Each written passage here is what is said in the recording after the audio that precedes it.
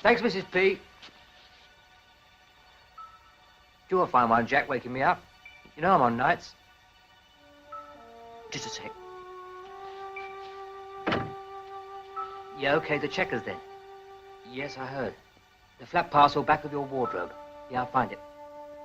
Look, don't waste time talking. Yeah, bye.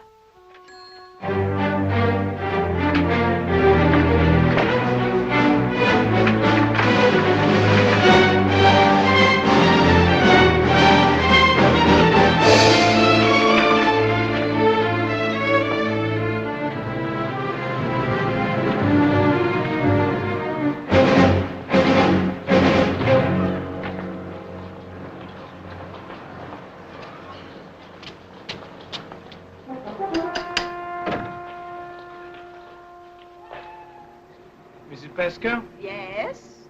We're police officers. We'd like a word about your lodger, Barrett. Jack Barrett. Oh. Won't you come in, please? Thank you.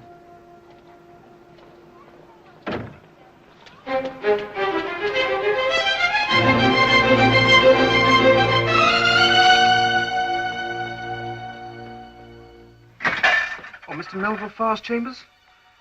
Can I speak to Mr. Farr, please? Oh, Barrett. Jack Barrett.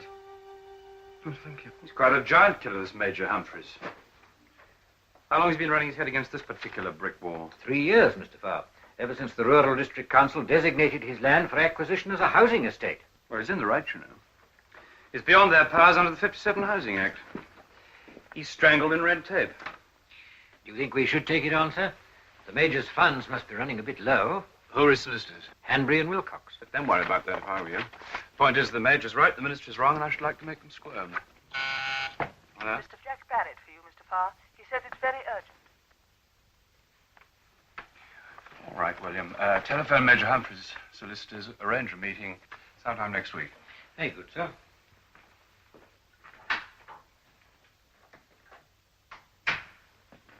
Put him through. Barrett, if I hear from you again, I shall inform the police. Do you understand? That's absolutely final.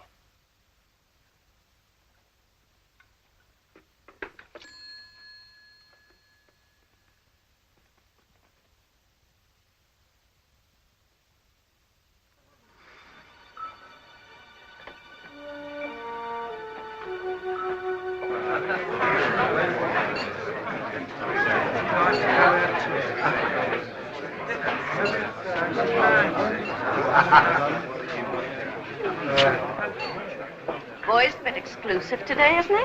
Yes, he doesn't look any too happy. Was that Barrett coming back? Yes. You'd hear a pin fall on the feather, P.H. Compensation for dead eyes, dear boy. £2,000. 2,300. All right, but what are you going to do? Did the police come? Yes, I had to dip out pretty smartish. Did you get the parcel? Yes, it's in your bag under here. The point is, what are you going to do? Oh, I don't know.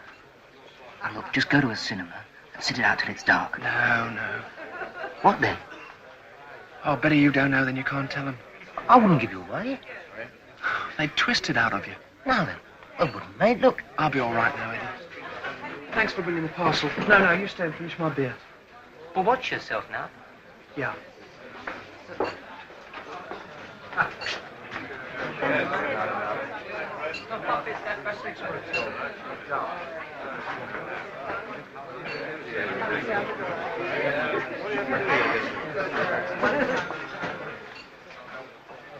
What's the matter with Boy, Eddie? Oh, it's all right.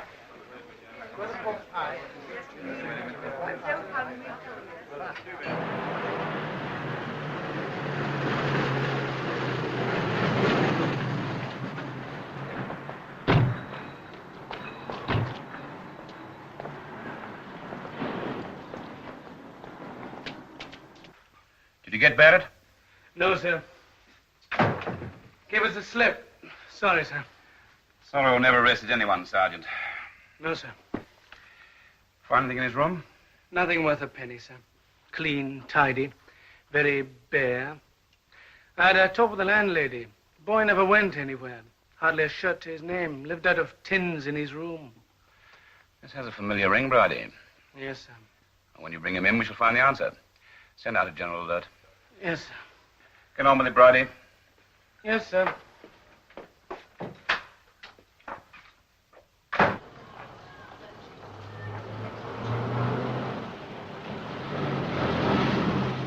Hello, Farr. I was hoping I might bump into you. Yes. It's about this charity subscription I'm running. Charles, you've made a fortune for your shareholders. Why don't you ask them to stump up a bit? I've tried, my dear fellow, but they're most uncooperative. Hello, Mandrake. Charles. Hello, Farr. I've seen your exhibition. Congratulations. I thought the industrial photographs were absolutely splendid. Thank you. Have you seen this show? No, I haven't. Well, you should. It really is excellent. Excuse me, my lord. Telephone call for you, sir. Who is it? Mr. Barrett. Oh, not in, Thompson. Want a drink for lunch? But let me get them. You'll need all your money for Charles's subscription. Oh.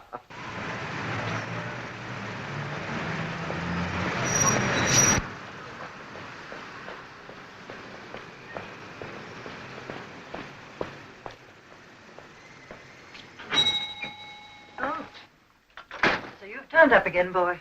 Hello, Miss Benham. I want to see Mr. Doe. Is he in? I'll see.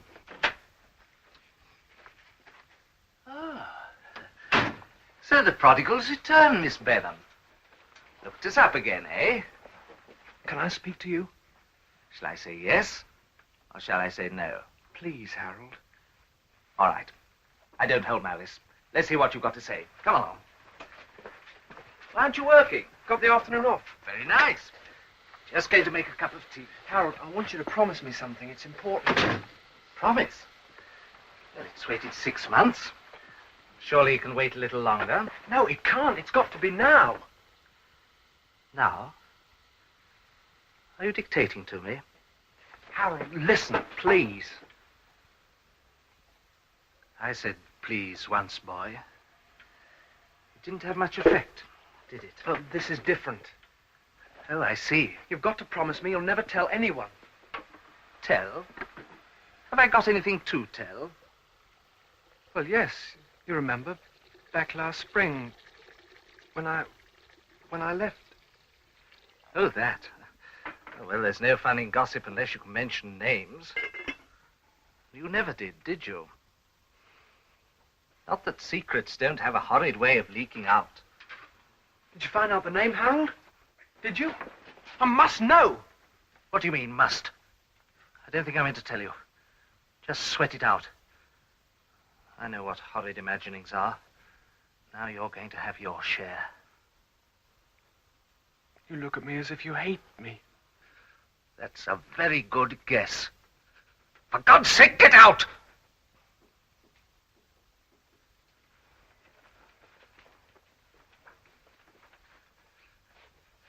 Come back when I'm in a better temper.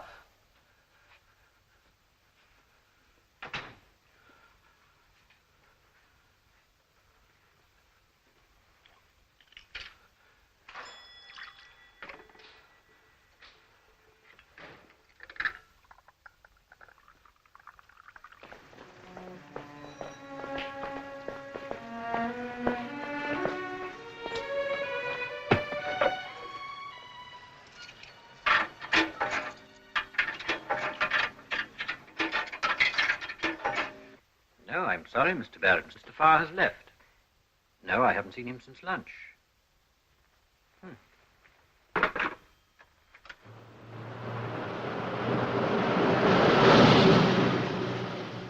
Yes, I agree, but by inclination we're all individualists. Every man wants to own his own business.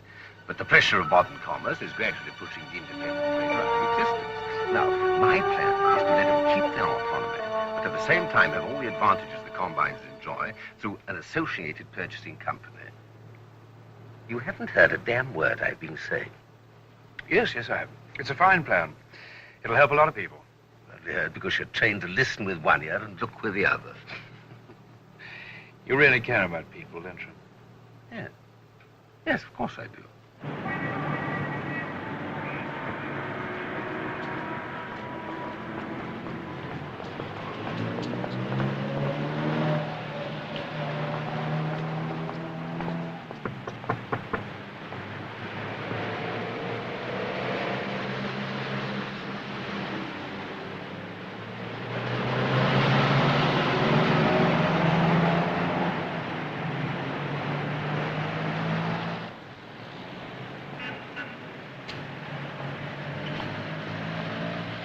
Sorry, Fip, I know you don't like people coming to the showroom.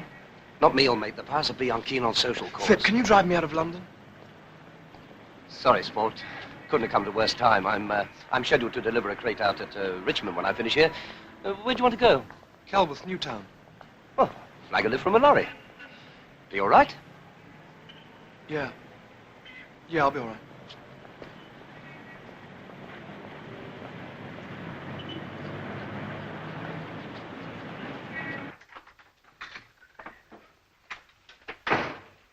Good evening, Mr. Farr. Evening, Miss Brooks, my wife, huh? She's not back from the clinic yet. Oh. Her brother's here. Oh, good. There you are, Mel. Hello, Scott. How are you? Nice to see you. Felt a bit lonely. Ronnie went back to school today. Never mind, only 10 weeks till Easter. Good. Thanks. What's all this about clinics? Laura having trouble? No. Only of her own making. She's taken a spare-time job working with difficult children. Oh. Apparently she's rather good at it.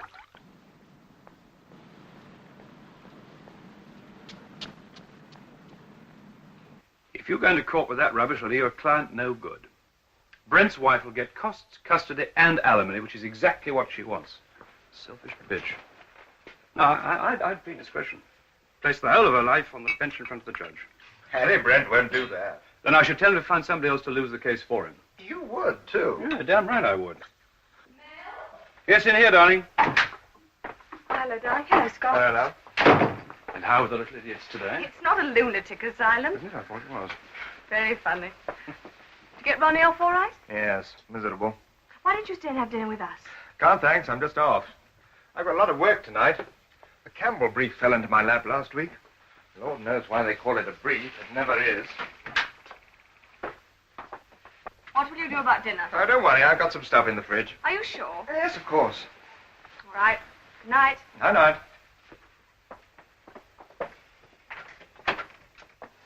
Take care of each other. Good night. Night. I worry about Scott living on his own with Ronnie to bring up. He seems lost since Helen died. I think he ought to get married again. Ronnie needs a mother. Why don't you tell him? You're his sister. I have. He doesn't seem to want to. Perhaps he's not in love with anybody. Well, he ought to be. That's typical feminine logic. Do you love me? Yes. Yes, I do.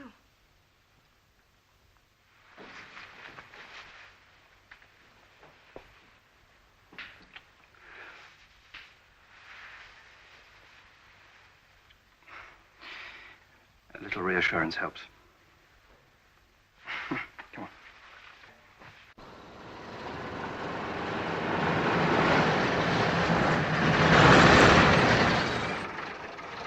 Thanks a lot.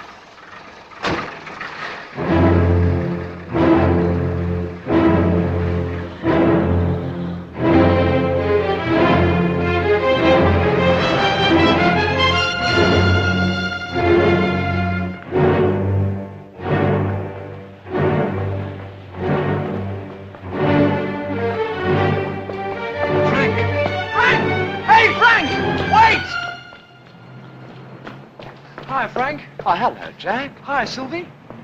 Here. What? In here.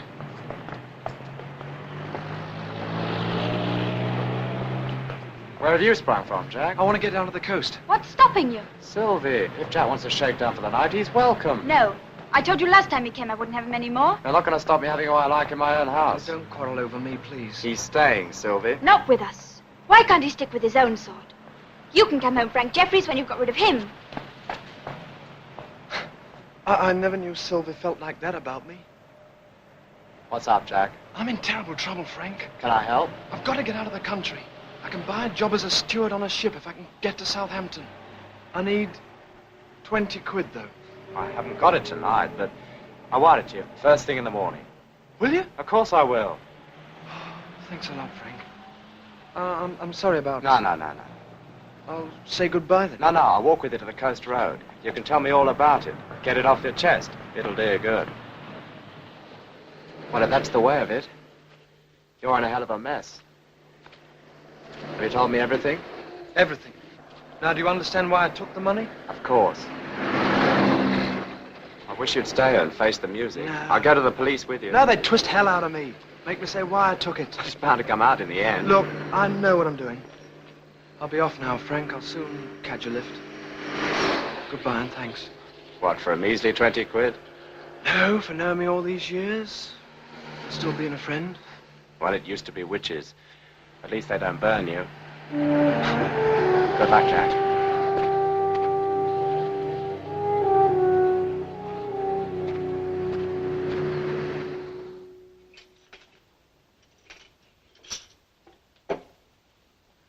You'll never forgive me, will you?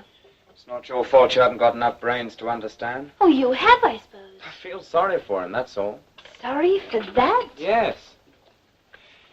Jack used to talk to me. He's very lonely, deep inside. Hasn't got what you and I've got, Sylvie.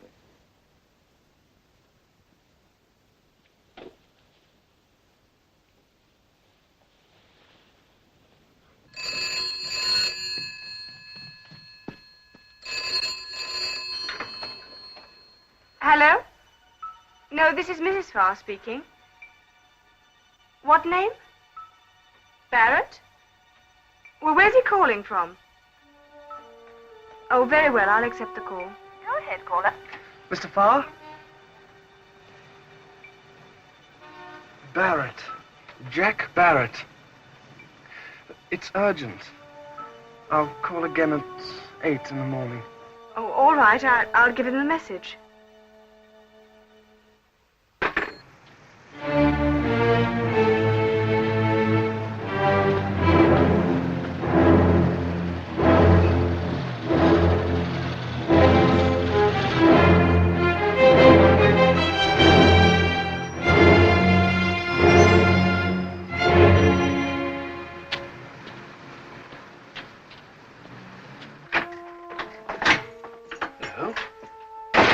I thought you'd gone to bed. I had, but I heard the telephone. Oh, is it someone for me? A young man, Barrett. He was phoning from Kelworth. He reversed the charge, so I thought I ought to accept the call. What did he want?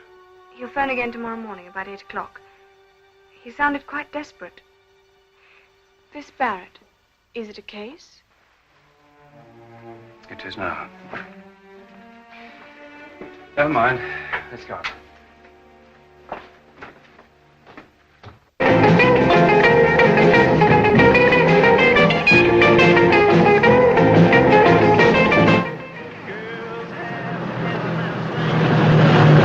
Mobiles and rings, no good living on my payroll. You can't hang diamond on a telephone. A beautiful sight. If you don't pass out when the squeeze you tight. My sweet Lizzie is a nice and light. Can't sleep alone, but she's dead alright. And she's a long, and she's a tall, and she's a long man.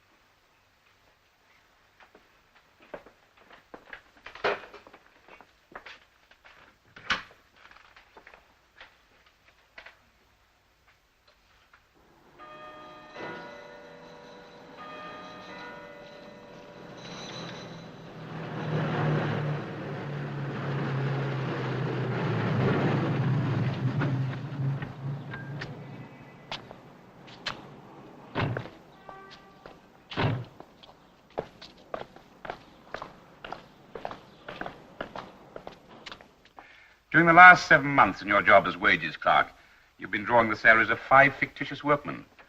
All told, you've appropriated around £2,300. Where is it? You've opened a bank account, a post office savings book, haven't you? What name did you give? Isn't it enough that I said I took the money? Your employers want it back. Where is it? I've spent it. What on, son? There's nothing new in your wardrobe. You live cheaply, eat cheaply. Who's been putting the squeeze on you? Come on, open up. We don't like blackmail any more than you do. Look, I took the money. I stole it and I spent it. That's all.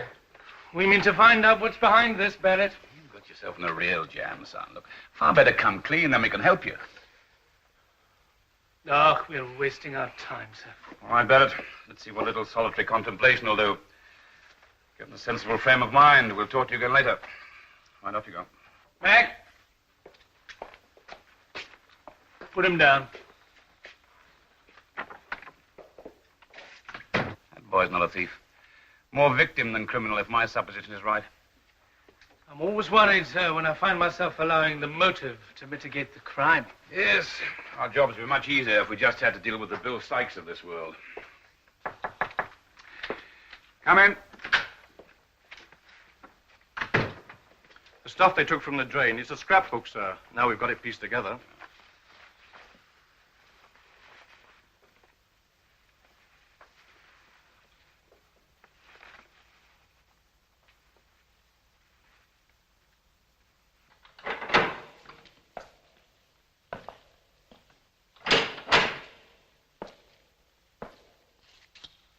You haven't eaten your dinner. Must stoke up, you know. What's going to happen to me? I'll talk to you again later when you've had a rest. Why don't you sleep a bit? Put your feet up. That's right. Rest. Shut your eyes. Sort out your answers. You'll have to tell the truth in the end. May as well make up your mind to it.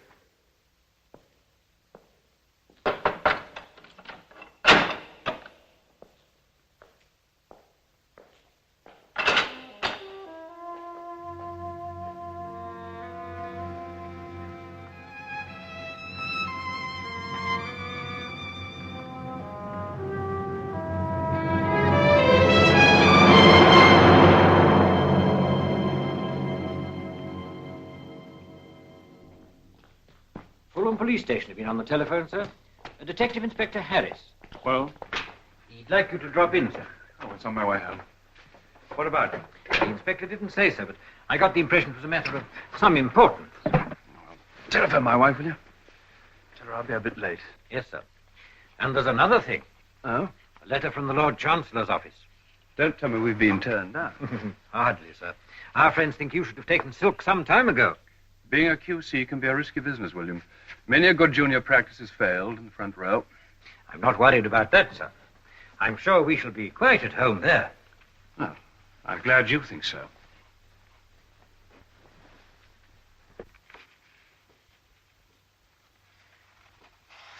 These have been in water. Yes, the boy tried desperately to get rid of them. We had to have the drain up. Newspaper cuttings, pictures carefully preserved in the scrapbook, and all pertaining to you and your career, sir. Did you know about it? Yes, I met him some time ago. He thumbed a lift one night. He said he'd missed the last bus to Fulham. It was on my way home, so I dropped him off. Did you see him again? Yes. He's working on a building site quite near my chambers. I often used to see him standing down there at the traffic lights, the Strand-Waterloo intersection. It seemed churlish not to give him a lift now and again, so I did.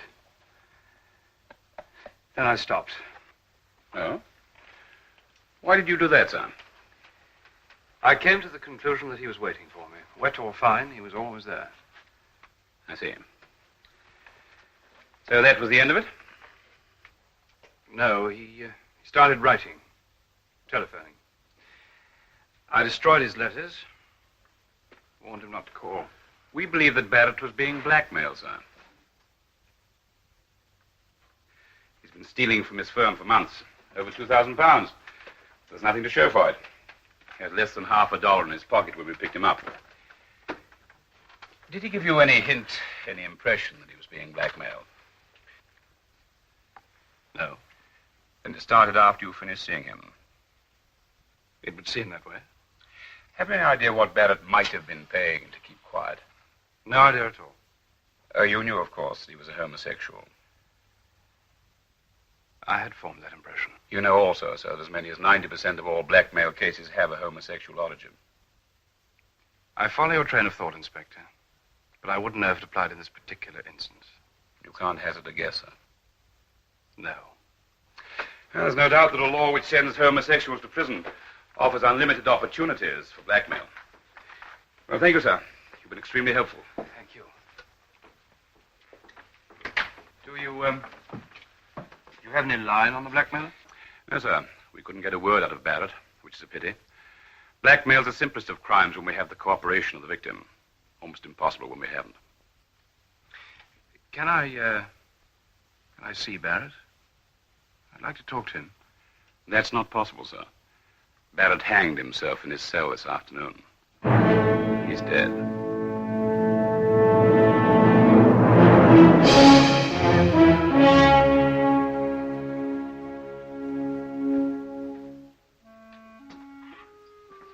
I'm sorry to have kept you waiting, Mr. Stone. The inspector's free now. I'll take you up in a moment. Thanks. This way, Mr. Farr.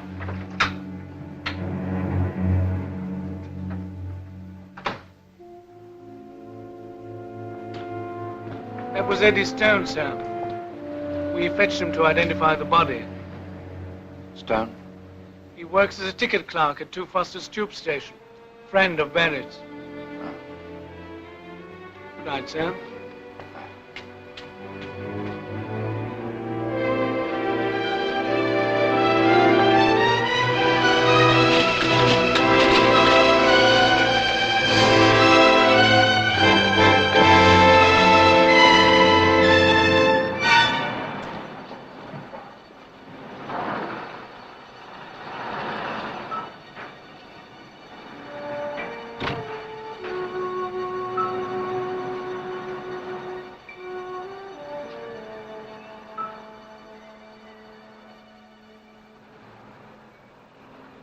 Did you know your friend was being blackmailed? No. I just thought he was brassed off. How well did Barrett know Mr. Melville Farr? Who? The gentleman I was with when I saw you in the hall. I don't know. I've never seen him before. Boy didn't mention anyone called Farr to me. I see. Your friend was very secretive. Didn't he confide in you? No. Why should he? Look, can I go now? I don't see why not. If you do decide to remember anything Barrett said, let us know. Blackmail's a serious business. So's murder. He's right. This blackmailer as good as murdered Barrett. I want him before he does any more damage. Did Farr recognize him downstairs? No, sir. Nevertheless, whatever the blackmailer had on Barrett concerned Farr. Of that I'm certain. But Mr. Farr's married, sir. Those are famous last words, Bridie. He took Barrett into his car. No harm in giving the boy a lift. Maybe not. It's the subsequent lifts that worry me. Check on Barrett's background, find out if they're in relations, and tell Sergeant Hoyt to guard his son in suit. Very good, sir. If only these unfortunate devils would come to us in the first place. If only they led normal lives, they wouldn't need to come at all. If the law punished every abnormality, we'd be kept pretty busy, Sergeant. Even so, sir, this law was made for a very good reason. If it were changed, other weaknesses would follow. I can see you're a true Puritan, Bridie, huh? Well, there's nothing wrong with that, sir. Of course not. But there was a time when that was against the law, you know. Very good, sir. Oh, hello, darling. Hi, darling. Sorry I'm late. Did William telephone you? Yes. He said you had some marvelous news. He could hardly contain himself. Marvelous news.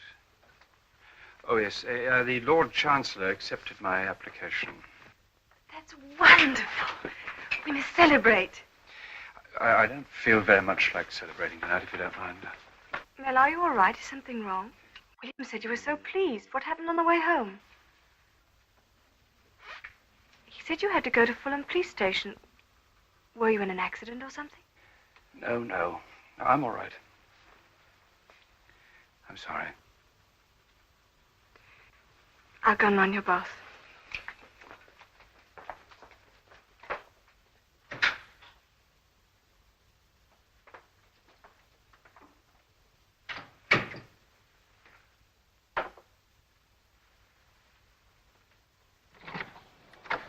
That you, Eddie? Who else? Here's your milk. Thanks. Oh, there's some letters by the phone for you. When did they come? Monday or Tuesday. Took them in with mine, I forgot.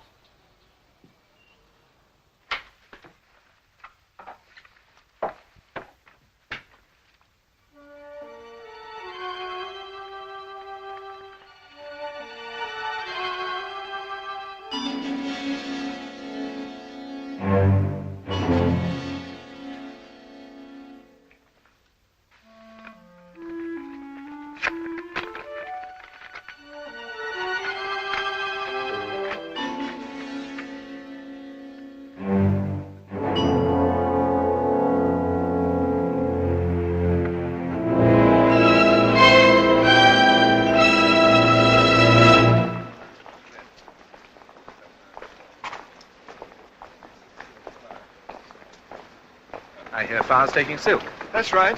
QC at 40. There's no stopping the blighter. We'll see him on the bench yet. Well, he's got a big enough practice. He'll be able to afford it.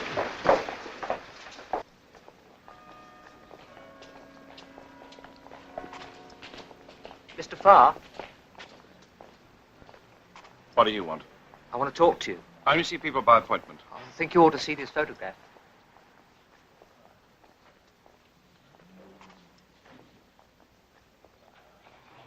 That's what boys paying to keep quiet. You and him. I just found it.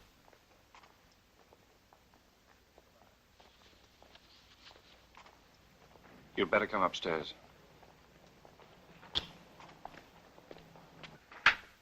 Morning, Mr. Farr. Morning, William. If there are any calls, you take them. I don't want to be disturbed. Yes, sir. We're in court this morning. Yes, sir. I know we are. It's clear enough now. Boy stole all that money to pay for the negative. But the bastards never sent it. Just another print as a reminder. How could they have taken this? They were obviously trailing Boy. Telephoto lens. It's an old Dodge. You were in the car. You wouldn't ever see them. You've shown this to the police. Well, of course I haven't.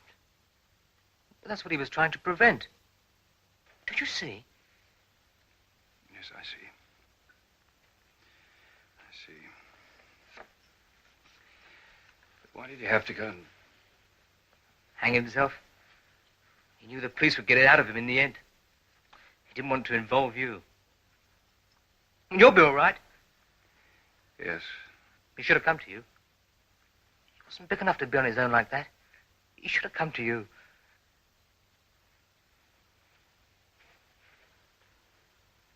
He did. I thought he was trying to blackmail me. I wouldn't even talk to him. Jeez. Poor old boy. He didn't stand much of a chance between you and the blackie, did he? No. Well, I'd better go. I just thought you'd want to know. No, Stone, wait a minute. You know who was blackmailing him? No. Well, I'm going to find out. And you're going to help me. What for? They'll pack it in now. Now that he's dead. I mean, they're scared of tackling you, otherwise they would have done it in the first place. Why go looking for trouble? If I hadn't been trying so bloody hard to avoid trouble, this might never have happened. But it has. And they're not going to get away with it. Well, if you dig this over, it could end in one hell of a scandal. And it wouldn't only be you who came down. I know that.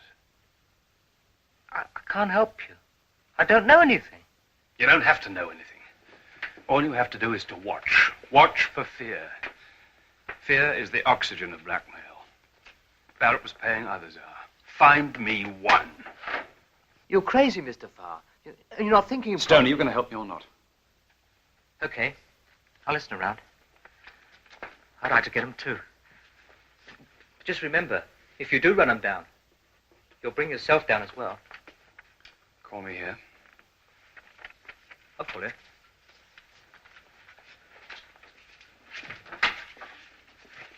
Bye.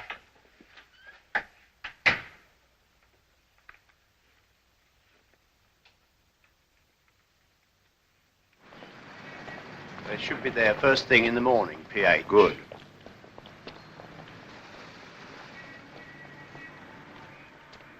There they go, PH, homing pigeons. Hope they come back with their little beaks bulging. Let's have a chevy at the Checkers. I love to hear the chat. They'll all be talking about Boy Barrett. Who'd have thought he'd go and do a thing like that? Who would? It's shaken me, PH. I wish we could go back to Cheltenham. Just a while longer, Mickey. We'll wind it up soon. We cross now, don't we? Yes.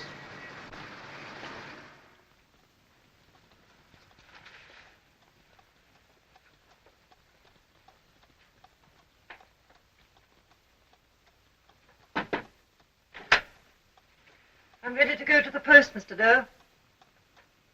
Mr. Doe. I'm ready to go to the post. Boy's dead. He hanged himself. It's in the paper. I must go to the post. Will you please come in the shop? No. Close the shop. Pull down the blinds. Miss Benham, if anyone comes asking questions about Boy... I'm not interested in your affairs, Mr. Doe. I'm just here for the salary on Friday. I only meant to teach him a lesson. I thought he'd come back. Thought he'd come back.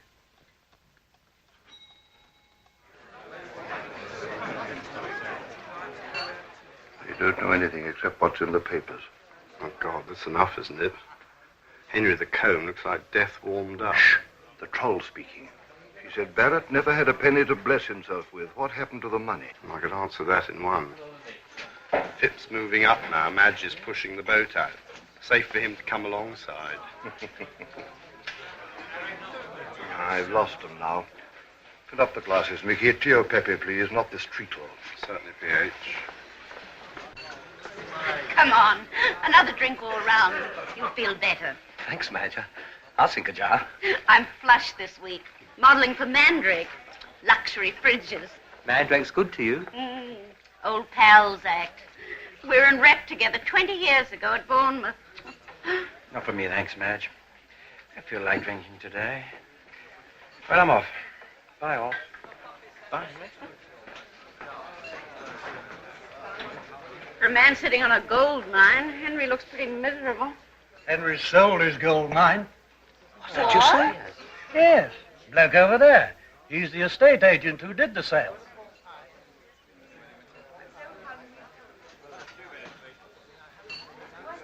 I think I'll slide now, sport. So long, Madge. Have one with me next time. That'll be the day.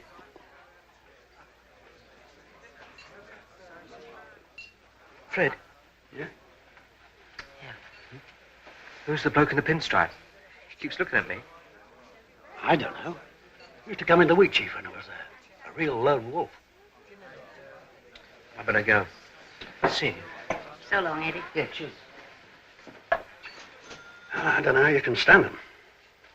Oh, Eddie and Pip and the rest of them. All the same, the whole blooming lot. I thought they amused you. Oh, they're good for a laugh, all right. Very witty at times. Generous, too.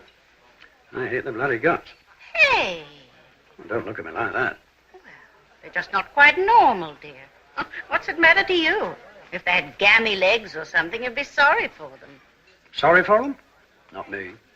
It's always excuses. Every newspaper you pick up, it's excuses. Environment, too much love as kids, too little love as kids. They can't help it. Part of nature. Well, to my mind, it's the weak, rotten part of nature. And if they ever make it legal, they may as well license every other perversion. Come on, Mickey. This place is getting boring. Let's go and see what the postman brought us. Should be a nice bag today. I think our little efforts might be very well rewarded. Good day, gentlemen. Good day. Tomorrow, I hope. Insincere bastard. Well, what else can you be in this game?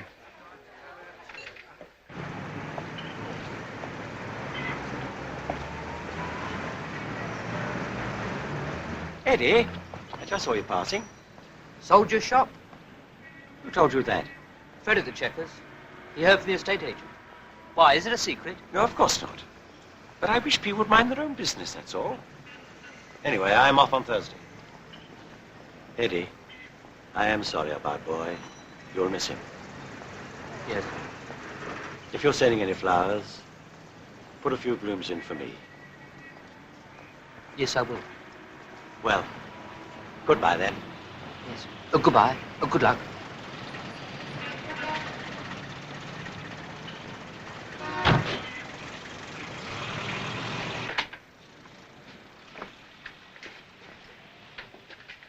Chilly today, sir.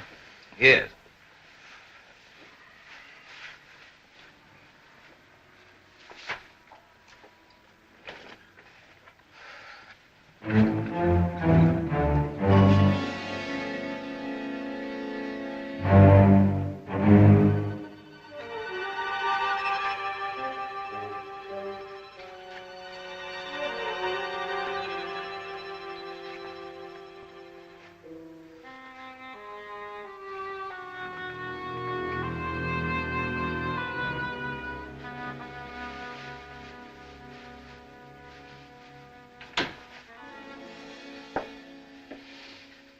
Take a seat, sir. Shan't keep you a minute.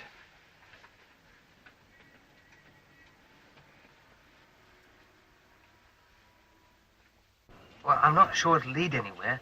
A chap I know has got a good hairdressing business. And he's been acting jumpy lately. Well, now he suddenly decided to sell up. Yeah, but it could be he's being squeezed as well. What's his address? And his name? I'd like to catch him just before he closes. Yeah, but I must hang up because I've got customers. Yeah, Henry's of Harborne Street. Right, bye.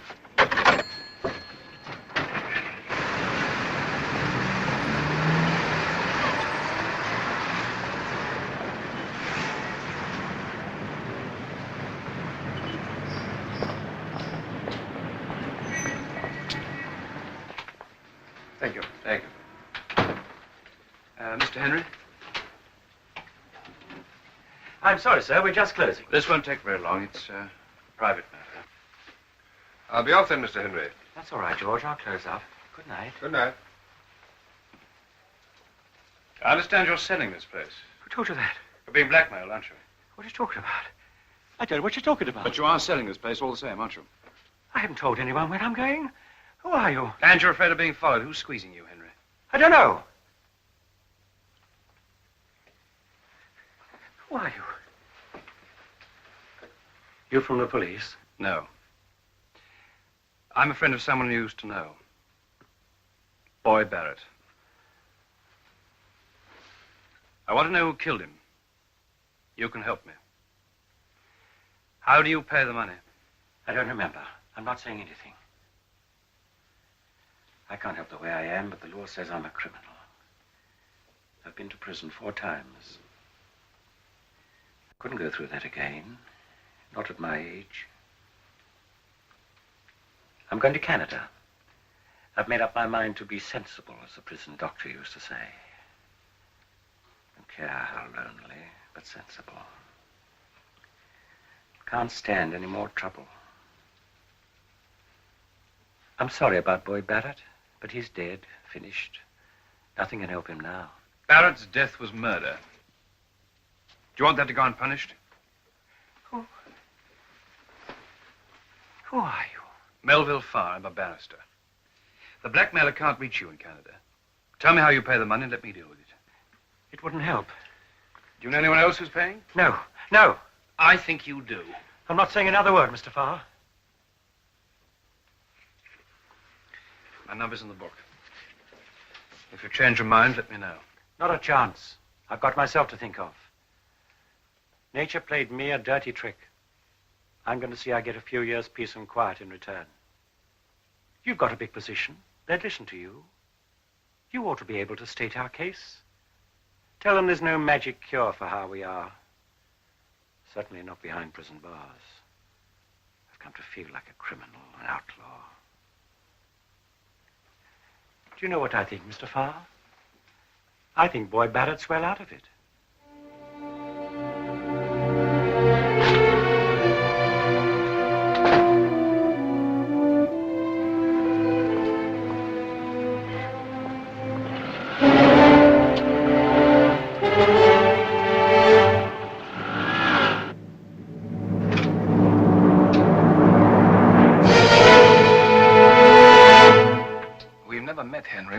each other. You might say that we're pen pals. Now, they say that you're going away without paying your debts. Bad show, Henry. You can't expect to flourish like the Green Bay tree. Aye. Don't interrupt. You've been talking to Mr. Melville Farr. What did you tell him? I didn't tell him anything. Oh, now think, Henry. What did you tell that fine, upstanding barrister? I didn't tell him anything. You ridiculous old sordid, you. If you could only see yourself. You look your age tonight, Henry. What a funny color you've gone. I think we'll have a little privacy.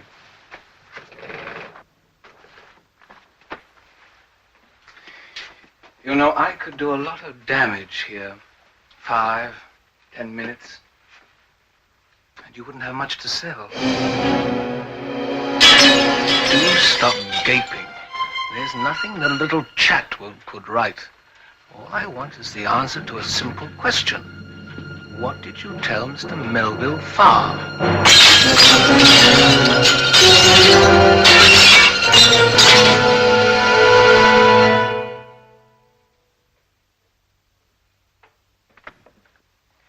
Oh, hello, Doctor. Evening, Mrs. Farr. You should be off home.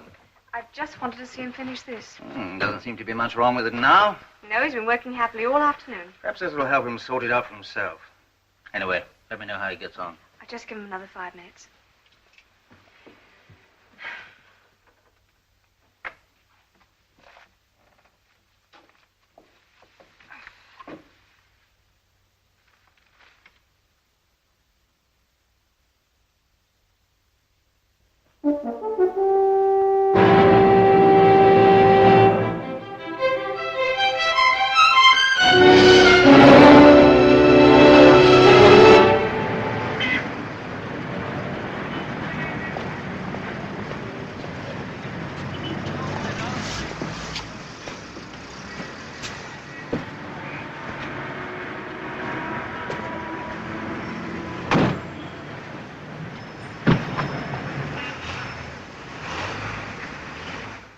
He was all right when I left the place, making a funny noise in his throat.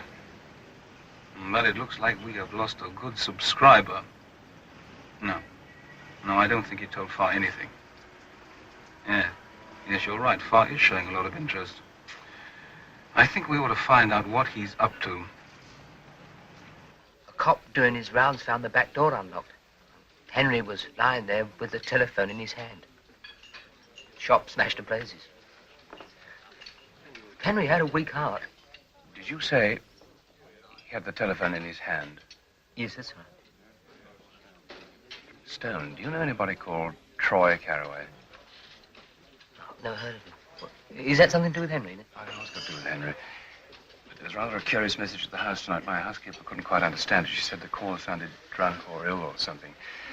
But apparently he said Troy or Try Carraway. Could that have been Henry? Carraway? Does it ring a bell? No, wait a minute. I know a chap who gets his hair cut at Henry's. He did, but it's not Carraway, but it's... What is it? Well, it's like it.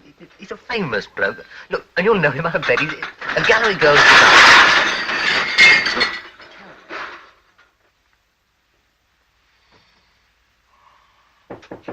Yeah?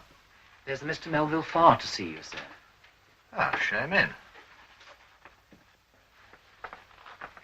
Mr. Farr, sir. Ah. Oh, how nice to see you. I didn't know you were in front. I wasn't. I was too late for the play. Yeah, never mind. Take a pew. Thank you. I've enjoyed your performances several times. I saw you and Lee Hunter defend Dr. Porchester. He should have hung, you know. There was a moment when he thought he would. We were all very relieved. Well, what can I do for you? I've come round to see if you can help me. Not another charity matinee. I've done 2 this month already. No, this is something rather more serious, I'm afraid. Huh? This is impertinent. And I may be mistaken, but do you ever receive an envelope like that containing a demand for money?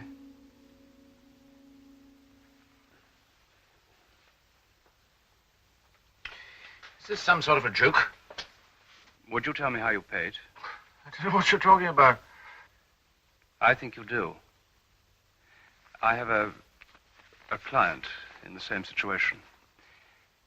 I thought you might cooperate and help me to put an end to it.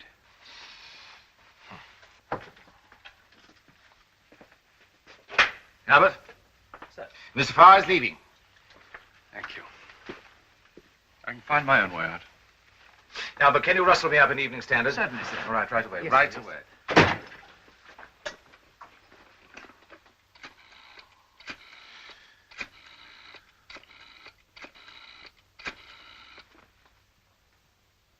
Hello, Tilly. This is Tiny. Thank God you're at home. I'll be round in 20 minutes. All right?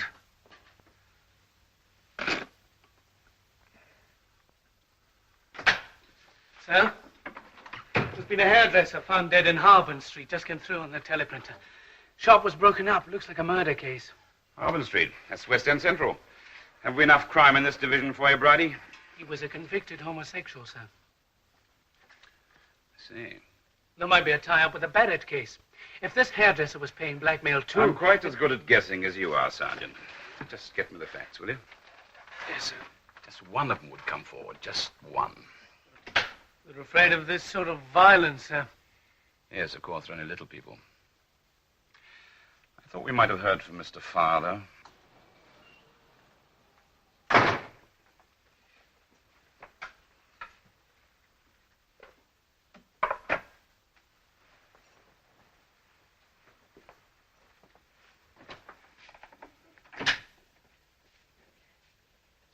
Mel? The boy in the paper. Barrett. The one that hanged himself in Fulham Police Station. Is that the same boy that phoned here? Yes. Yes, it is. You were there yesterday. Did the police send for you? Yes? Why? Apparently they'd found a book. He'd kept a scrapbook. Press cuttings about me. Pictures. Why? Hero worship. Who was this boy, Barrett?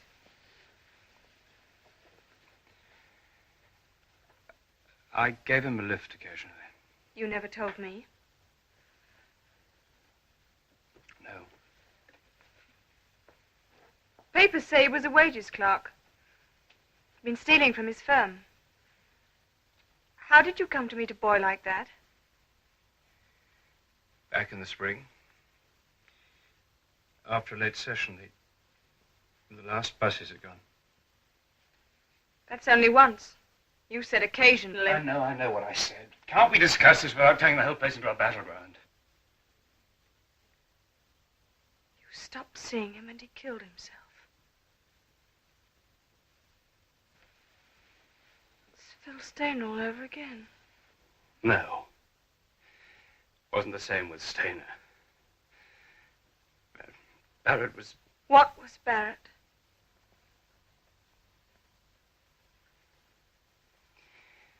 When we were married, we had no secrets from each other. I made you a promise then. I haven't broken that promise, if that's what you mean. Why did you stop seeing him? He was getting too fond of me. Are you sure you weren't getting too fond of him? Answer me. I want to know the truth. I want to know why he hanged himself. He was being blackmailed. That's why he stole. Yes. Someone found out he was a homosexual and blackmailed him. That's it. It takes two to make a reason for blackmail. Were you the other man? Were you? Tell me everything. I want to know. I don't want you to. I'd rather know than guess.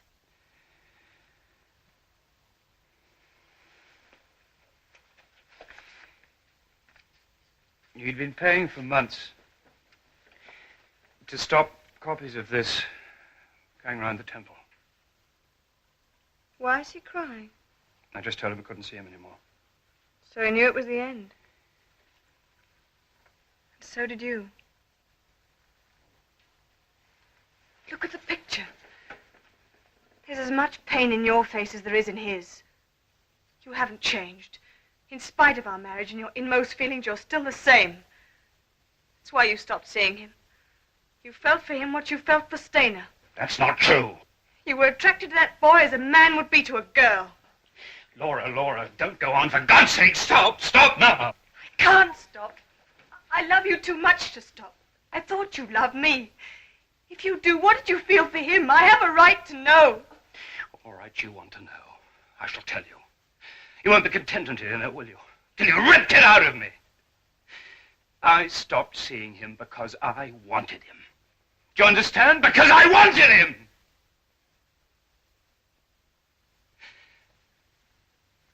Now, what good has that done you?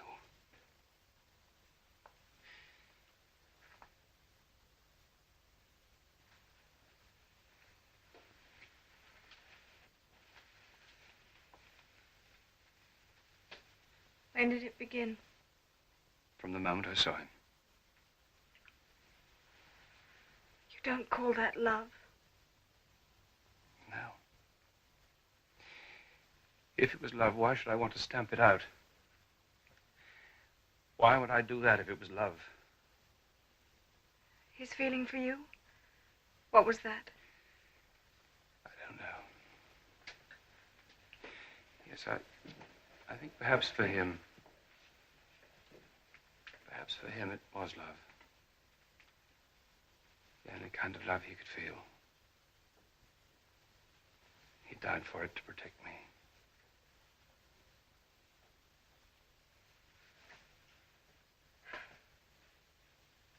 That thought will remain with you for the rest of your life. I don't think there's going to be room for me as well.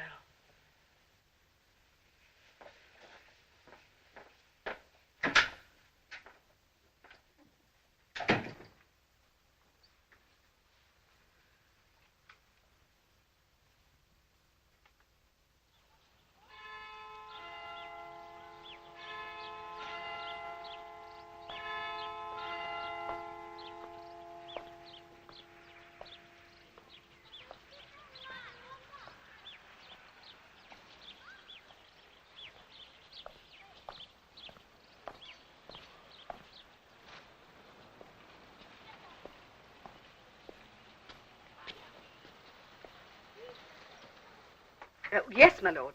Oh, just one moment, please. Lord Fulbrook, sir. Thank you, Mrs. Brooks. Miss Charles. Well, can't you wait till Monday? I must say you make it sound very dramatic. Very well. If you put it on a personal basis.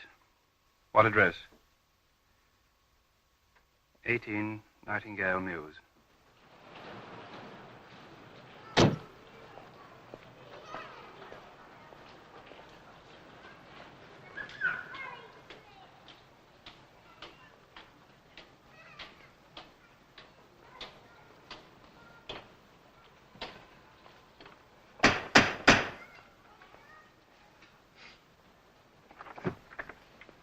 Come in. Fulbrook's waiting inside. Oh, hello, Fogg. Good of you to come. You said it was a matter of life and death. It is to me. You two know each other. Come to cases, Teddy. Come to cases. I'm afraid you upset Tiny at the theater last night. Ask him who he's working for, Teddy. You seem set on stirring up a lot of trouble. I want you to stop. What exactly has it to do with you, Charles? Well, the demands addressed to Calloway cover the three of us.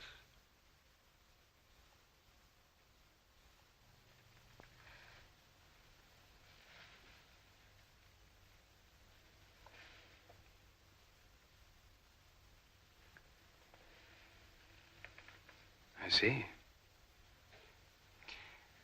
Frankly, I'm surprised. Why? You're a sophisticated man. You know the invert is part of nature. See that? But I've known you for years, Charles. What is discreet about these things? What do you want? Well, I want you to persuade your client to join us. We'll pay the blackmailer off in one nice big sum. Any idea who it is? No. It's a filthy thing, extortion. Where'd you leave the money? At the... There you are, Teddy. You haven't done a damn bit of good. Steady, Tyler. Listen, our apparently calm acceptance of this blackmail must seem very extraordinary to you. But do you ever wonder about the law that makes us all victims of any cheap thug who finds out about our natural instincts? Paying blackmail won't alter the law. It'll only encourage the blackmailer. We've got to pay. Tell him, Teddy. Explain. If we don't pay, 10 to 1, we land in jail, with our crime so-called damn nearly parallel with robbery with violence. Man-made laws are never perfect. I'm a born-out man out far, but I've never corrupted the normal. Why should I be forced to live outside the law? Because I find love in the only way I can. You're a star, Calloway. People like you set a fashion. If the young people knew how you lived, mightn't they think that an example to follow? Of course youth must be protected. We all agree about that. But that doesn't mean that consenting males in private should be pilloried by an antiquated law and made meat for blackmail. If you're old enough to vote, you're old enough to choose your own way of life. Many of us reach the grave without arriving at that stage of responsibility. Do you support the law? I am a lawyer. Did you ever hear from the Stainers, Val? I was the old man's secretary. That's how I knew young Stainer killed himself. While you stayed alive, shrouded yourself in virtue, and married Judge Hankins' daughter. Like an alcoholic takes a cure. I thought you were unconscionably put out. Now I see it's the rage of Caliban on seeing his own reflection in the glass. I may share your instincts, but I've always resisted them. That's what cost young Stainer his life. He was a neurotic and an hysteric. Deny me and I'll kill myself. He was always crying wolf. What did happen to Stainer? When we were up at Cambridge together, we became very good friends for a while. He was clever and amusing, but quite unstable and completely possessive.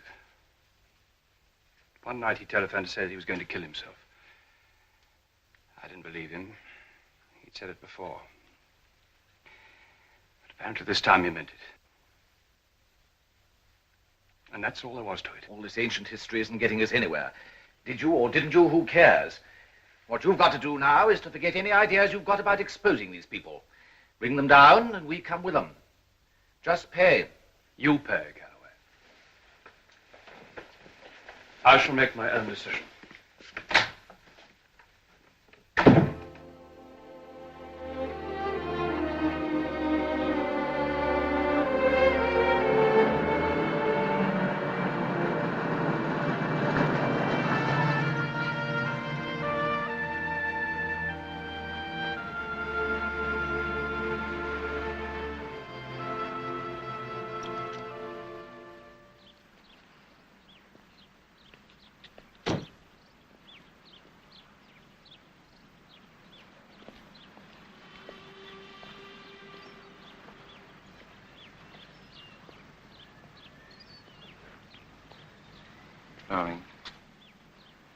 Darling, come home. It's cold.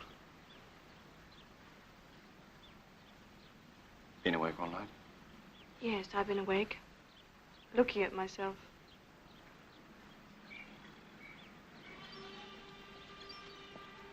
When you told me about Phil Stainer, it was over in the past. I was young and conceited, I suppose. I thought marriage would make you content. I was wrong. That impulse is still there. There hasn't been a day that I haven't thanked God for you. Mel, I'm not a lifebelt for you to cling to. I'm a woman, and I want to be loved for myself. I do love you. If he was alive and standing beside me, who would you choose? You've had your answer to that. But he's still in your heart.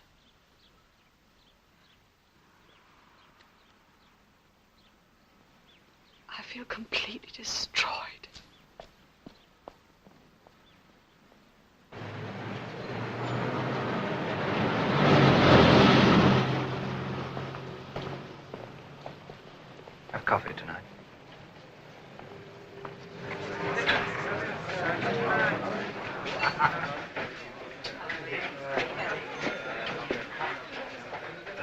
charnel house atmosphere in this place today, Mickey. Ghastly. I shall be glad when we can get back to Cheltenham. We'll go home after we've made the last collection. Shh! Eddie's on his soapbox again. Henry paid rates and taxes on his shop the same as everybody else. But they knew he couldn't go out and call the cops. So he just stood there watching. All these bastards broke up the shop. You don't know it happened that way? It couldn't have happened any other way. Eh, Fib? I don't like to think about it, old mate. No joy there. Call for you, Mr. Mortimer. Who is it? Some bloke. Said tell him Sandy.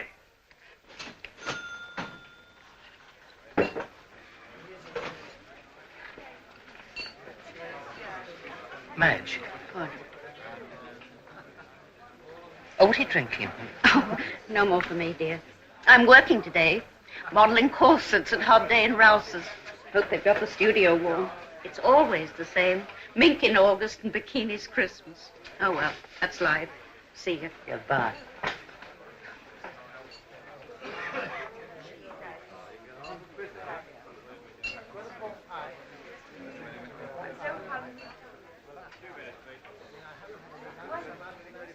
I don't see how I can.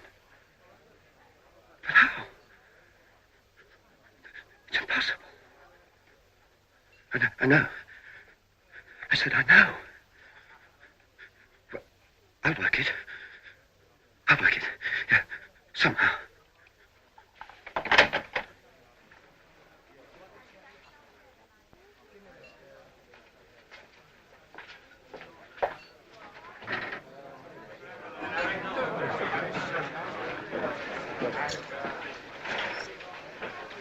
Have a snack. Go on. No, thanks, Eddie. You look as if you could do with a good stoke up. How much weight you lost in the last month? Be a laugh, wouldn't it? If one of us developed some guts and turned copper's knock. Somebody putting the screws on you, Fib? I never said that. You meant it. Fantasia, sport, Fantasia. I keep your shirt on. Not suggesting you bash round the police station and blow the gap. I just wanted to be sure. Don't you mix me in anything, old mate. I can look after myself. See you. Anybody can come and look at a car. Sport.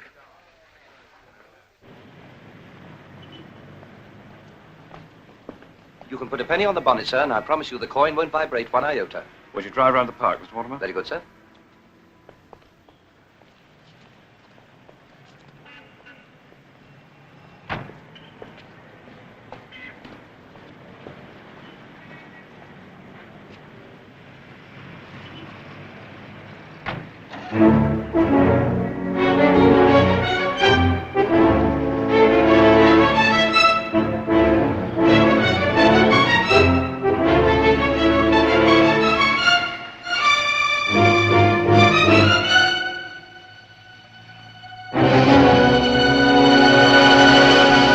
How'd you know about me? Eddie Stone. Had him no right to butt in. Shan't half tear him off a strip. Look, why don't you tell him to do that damnedest? I daren't. Couldn't afford the publicity. Slightest smell, I'd be out the old man's will. There's quite a little bit coming to me. What's with you? You're not here for the ride. I knew Boy Barrett. Tragic little sport. Came to me when he was on the run. I couldn't do much for him. I was broke. You look broke. So very realistic. It's a very realistic situation. What have they got on you? Some letters in my handwriting. They're all signed. You can't afford to buy those letters. I can. What's all this generosity in aid of? I want to get in touch with them. They won't get in touch with me. You tell me when your next summons is. I'll go in your place and negotiate for both of us. Wish I had the guts to trust you. You can trust my bank balance. I've had my next summons. Tonight. Smith Place. 8 o'clock. How many letters? 5. Right.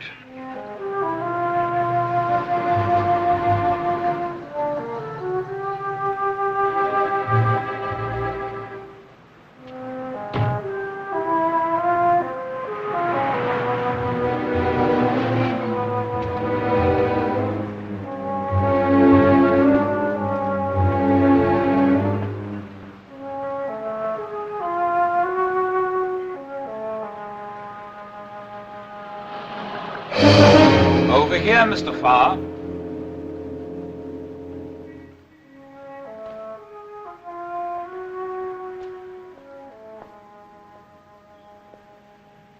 You bring a policeman. Not that I care if you have. You see, my motto is different from yours. Mens sano in corpore sano. Gotcha. It wouldn't take long for a magistrate to decide who's got the clean mind in the healthy body.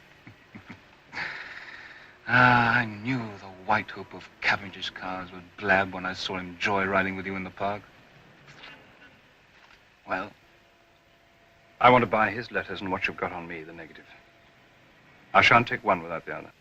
I must remind you, Mr. Farr, that you're in no position to say what you'll do. It's a question of policy with us. We don't usually sell original material. It won't be peanuts. I shan't hand over any money until I see the negative and the letters. The question is how much? Don't push, Mr. Farr. Don't push.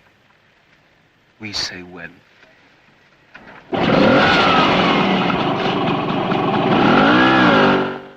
Well, we've had this will he or won't he conversation so often that I've met him now, and I agree that he's not the subject for continual pressure. Soft for one payment, though. Well, now, not too greedy. He's got a lot at stake. Wife, career. Yes, the more they've got, the more they fight to keep it. Now, that is a hell of a good idea. I'll watch. I'll make sure she's out. Oh, it'll only take me a few moments once I'm there.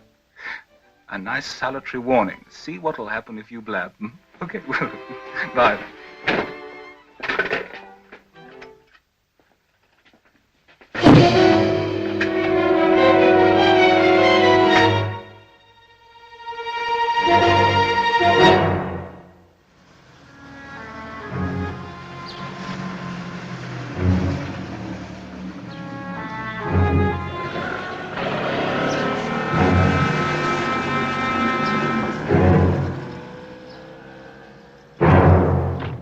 Don't bother to close it. I've got to go back to the clinic. Better to.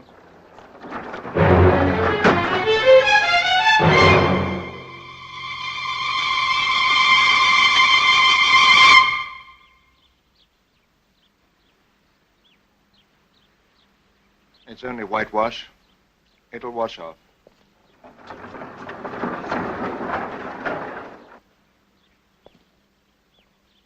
What does it mean, Laura? I don't know. Hooligans. Nonsense, too explicit. This spells oblique blackmail to me. What's behind it? I don't know. Oh, come along. It's beginning to make a pattern. How long have you known? I don't know what you're talking about. Is Mel queer, as they say? You have to make up your own mind about that. I've already done that, my dear. It's time you had someone to talk to. You knew nothing about this boy, Barrett? You didn't suspect anything? No. I suppose in the back of my mind I've always dreaded this, but Mel seems so happy and satisfied with our marriage. Successful. Well, he's been successful, all right, but what has this marriage meant for you? Have you been satisfied? Yes. Yes. He's very kind and understanding. That's not what I mean. Have you found real love, Laura? Yes, I think so. It's all I've known. How dared he marry you? There was nothing he didn't tell me. I married Mel knowing everything about him. How could you possibly understand what it might mean? You were 19. I loved him then. In spite of everything, I can't stop loving him. You can't understand that, can you? No. I don't think I can. My dear, I've prosecuted and I've defended this offense. Either way, it brings havoc. Mel hasn't committed an offense. Perhaps not. But the rot's still there. Look how he's behaving now. What's happened to his integrity? Mel's to become a QC, Laura. Eventually a judge, even. Is he going to sit on the bench knowing that he himself has covered up a serious crime? But he's done nothing, I tell you. The crime I'm talking about is blackmail. If he doesn't go to the police about this, he'll be covering up blackmail. If he does go to the police, it's the end of his career, everything he's ever worked for. It's the end of himself if he doesn't. He can either go to the police, which apparently he's reluctant to do, or he can deal with it himself. Oh, yes, Mel's clever enough to run them down, turn their own weapon against them, do as I say or I'll hand you over. And what does that make him? A blackmailer. No better than they are. You mean you can't avoid being destroyed, whichever happens? Yes, I do, Laura. And I don't want you to be destroyed with him. You're young enough to start again. Clear off. Leave Mel to fight this battle on his own. You don't really think I could do that? It's not only you I'm thinking of. I've got a son. And I'm not going to have Ronnie here worshipping Mel, knowing what I do. I think you better go. Perhaps I had.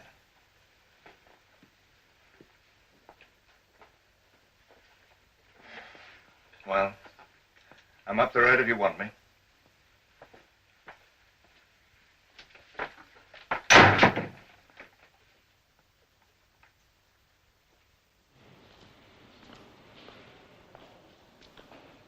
A telegram, sir. Miss Hobson sent it over. She thought it might be important.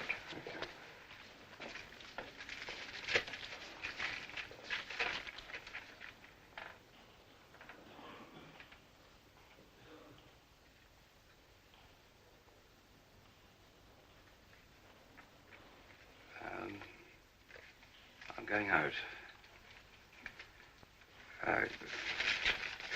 Cancel my lunch date and apologize, Mr. Canning. Right,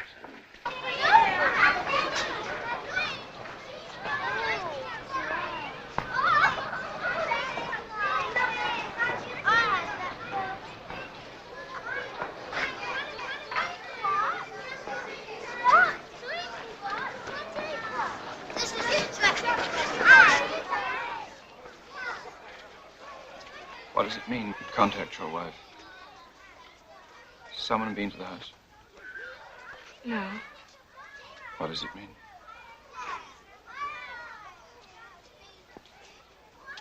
There was something on the garage door.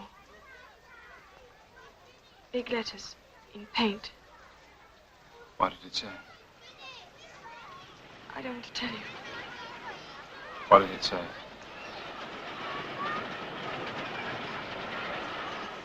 Thighs. Queer.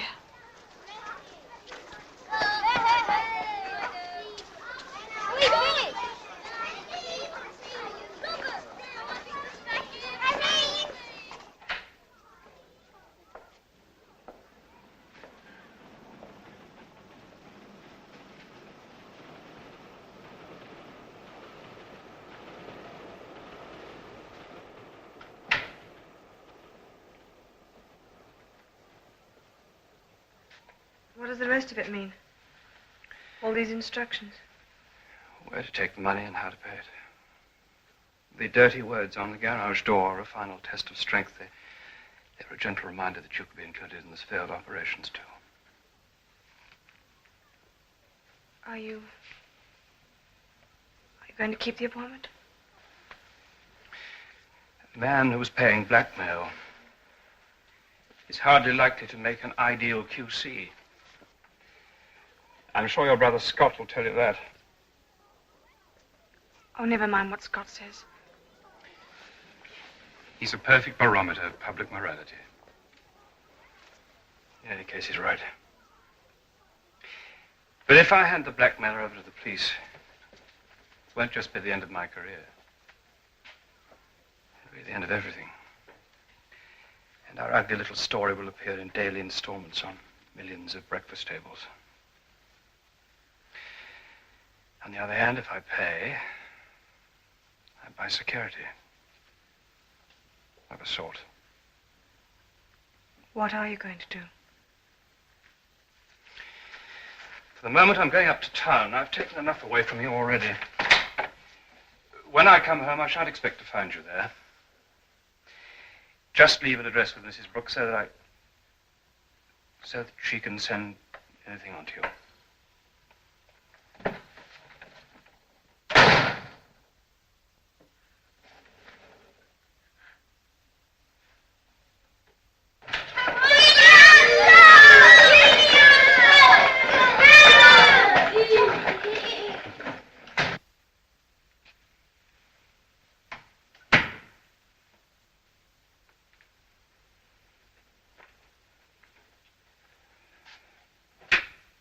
William, come down here a moment, will you?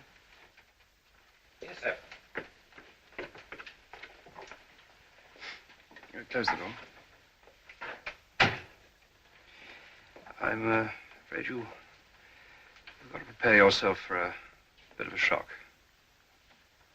I'm sorry to worry you with this, but I'm not quite sure how this is all going to end, and I don't want it to burst in your face.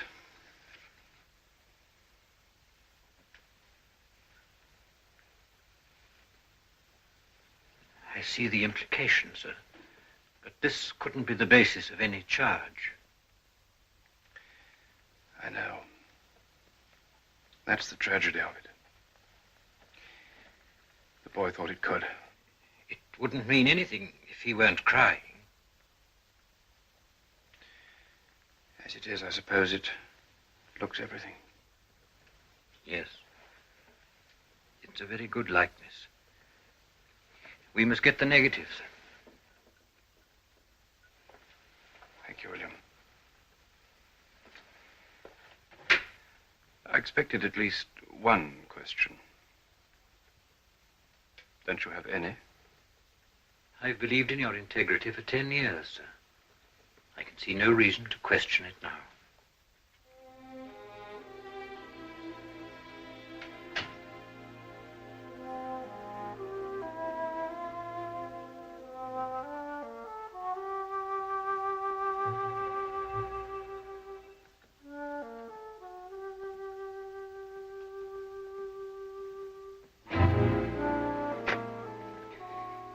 Get me Fulham Police Station. It's all there. Ask Melbourne to pick them up. Get them red-handed when they collect the loot. Right, sir.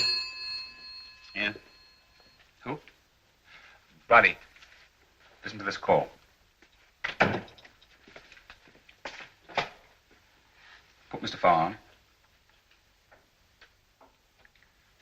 No, sir, not really surprised. I thought you'd be calling sooner or later. Yes, Mr. Farr. I'm listening.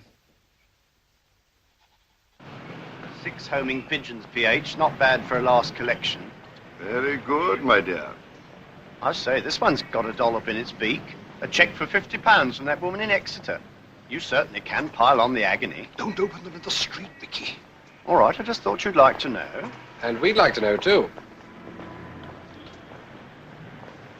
It's a fair cop, son. I don't know what you're talking about. Who are you? Police officers making an arrest. On what charge? Yes, what's the charge? False pretenses. A system of writing begging letters, presenting yourselves as widows and orphans for the purpose of extracting money. I was deeply moved by your letter telling me of your husband's tragic death. Nothing can ease your grief, but I hope the enclosed check will help keep yourself and poor little Wendy out of Queer Street.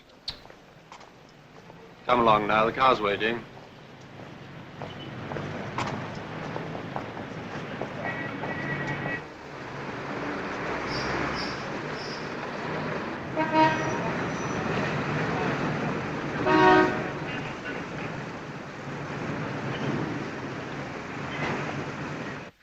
You're late to the post, Miss Benham. You get your toes trodden on again. I'll leave early if I may and post them opposite the flat. There's never a crowd there. Oh, very well.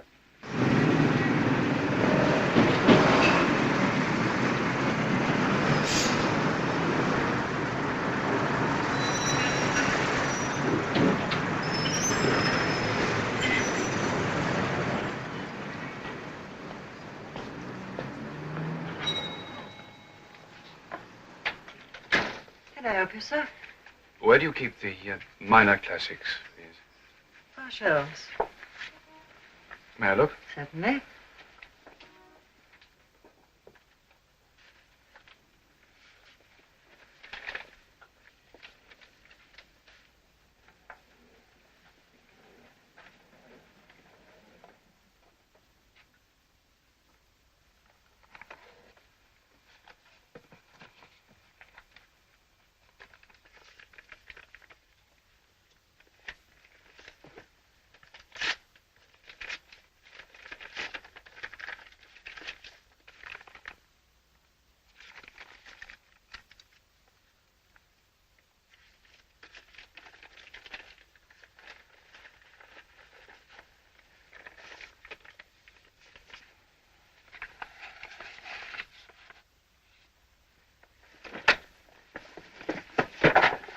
that, sir. I'll see to it. You're Melville Farr, aren't you? Yes. Step in here, will you, please?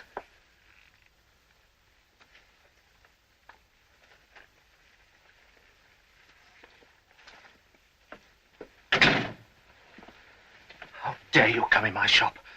Can't you leave me to mourn in peace? I'm very sorry, Emmett. What have your troubles to do with me? You ruined my life.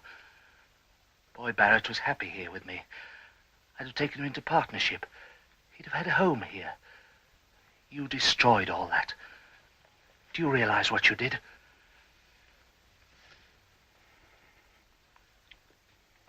I realize everything.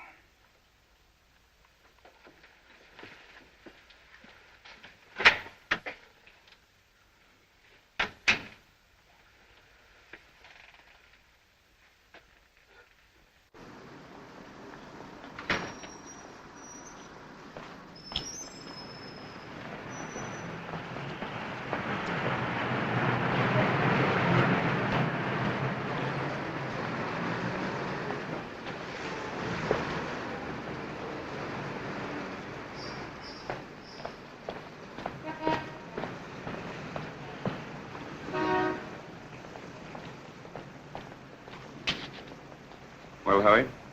Money was taken down and pocketed almost immediately, sir. Come on. There we are, sir. The money's in the shoulder bag. Will you get back to the station? Get out of your sunny suit. No use busting your cover. Right. Are you sure you'd recognize the youth on the Lambretta without his goggles, sir? Recognize him anywhere. Right.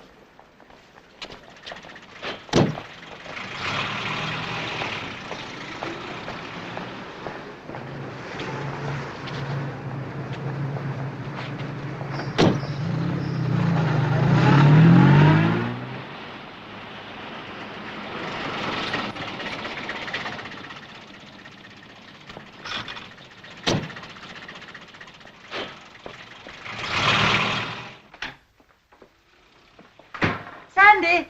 Sandy! Hi. Don't come in for a minute, B. Did you collect? Yes, all here. Okay.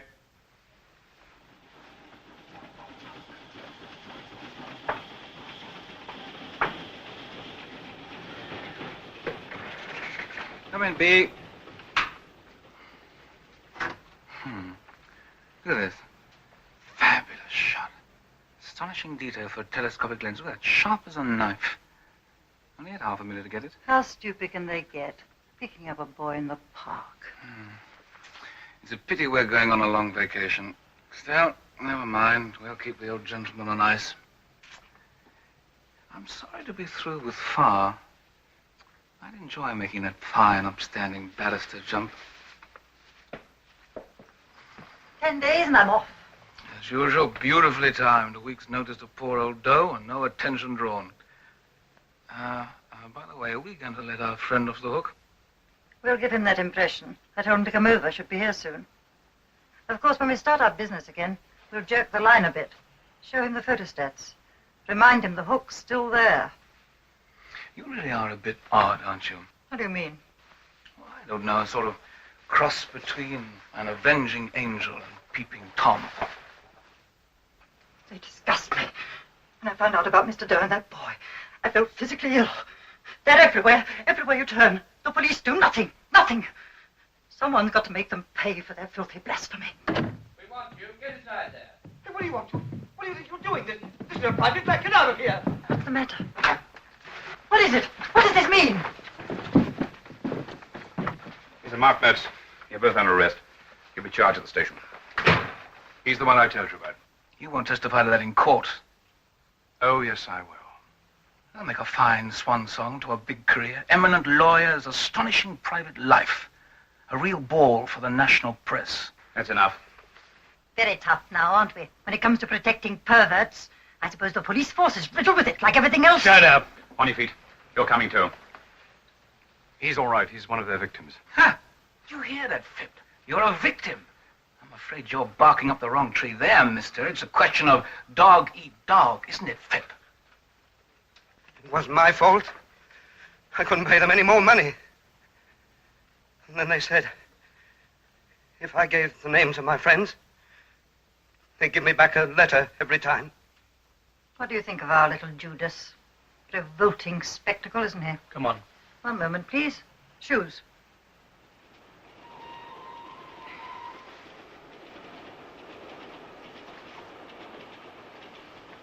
Coat. Ready. It's the ungodly in great power, all right. And flourishing like a green bay tree. And we'll have our say in court, though. On your feet. Move. Don't charge me under my real name. I got money coming to me, quite a bit of money. I wouldn't mind sharing it. I'm not greedy. I'd sign the note. I'll walk him downstairs, sir. They're going to be very vicious when they do get into court, sir. Don't worry, Harris. I shan't let you down. No, sir. What do you think they'll get? With your evidence, the limit. Barrett's death and that little hairdresser fellow Henry are bound to weigh against them. Well, I'm glad we've got them. It seems tragic that your career has to go west in the getting. Somebody once called this law against homosexuals the blackmailer's charter. Is that how you feel about it? I'm a policeman, sir. I don't have feelings. Well, if you'll come with me now, sir, it'll be helpful if we can have your statement right away. Yes.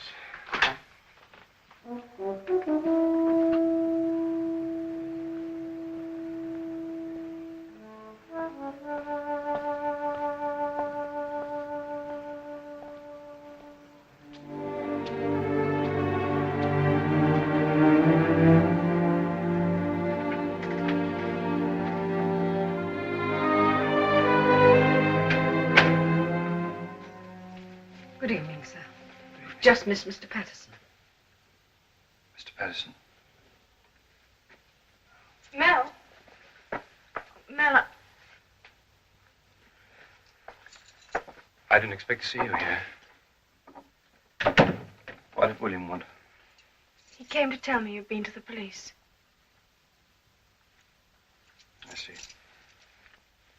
How long before the case becomes public? There'll be a remand at the magistrate's hearing tomorrow. I've got about 3 weeks. 3 days, you mean? You can't hope to keep this out of the press. It's not as though you can go into court as Mr. X. You're too well known. I don't want to. I believe that if I go into court as myself, I can draw attention to the fault in the existing law. Knowing it will destroy you utterly. Yes.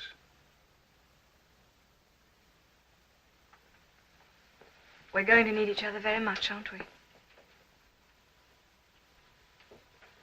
No. I'm going to go through this alone. I don't want you here when it happens. I started this thing. I've hurt you terribly, I know that. But I can just get through it to the end if you're not here to face the final humiliations. They're going to call me filthy names. My friends are going to lower their eyes, and my enemies say they always guessed. I don't want you a part of that Roman holiday. I love you too deeply for that. Shall I come back?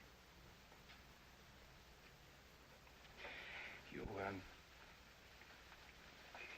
must have time to... you must have time to decide that for yourself. If you can... if you can bear to... afterwards, when it's all over and the shouting stopped. Because it's then that I'm going to need you. I'm going to need you so desperately. Need? That's a bigger word than love. Suddenly I feel very strong.